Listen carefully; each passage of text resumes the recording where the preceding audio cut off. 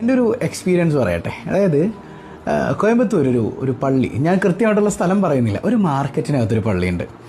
അപ്പോൾ ആ പള്ളിയുടെ അടുത്ത് തന്നെയാണ് ഈ മാർക്കറ്റിൻ്റെ ഓഫീസ് ഉള്ളത്. ആ ഓഫീസിൽ 12 ദിവസവും മൗലിദ് നടക്കുമായിരുന്നു.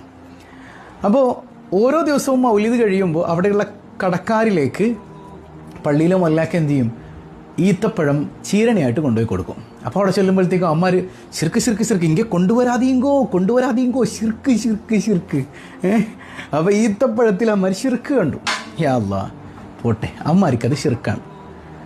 അങ്ങനെ 12ൻ്റെ അന്ന് ടൺ കണക്കിന് അരി അവിടെ ഭക്ഷണമായി വെച്ച്, നല്ല ഭക്ഷണം ഒരുപാട് പാവപ്പെട്ടവരിലേക്ക്, ആവശ്യക്കാരിലേക്കൊക്കെ എത്തിച്ചു കൊടുക്കുന്ന, ദാനം ചെയ്യുന്ന മനോഹരമായ സദസ്സുണ്ട്.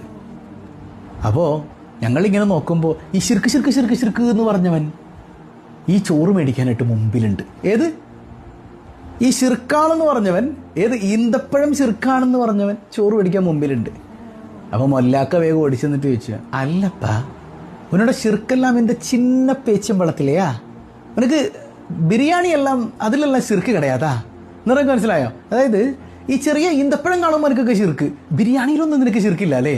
വല്ലാത്ത ജാതി തൗഹീദ് തന്നെ. ഒരു ദിവസം മൗലിദ് ഓതി കൊടുക്കണ ഈന്തപ്പഴത്തിൽ ശിർക്ക്, 12 ദിവസം മൗലിദ് ഓതിയിട്ട് കൊടുക്കണ നെയ്ച്ചോറിലും ബിരിയാണിയിലും ശിർക്കില്ല. ഇതെന്ത് ജാതി ശിർക്കാണോ?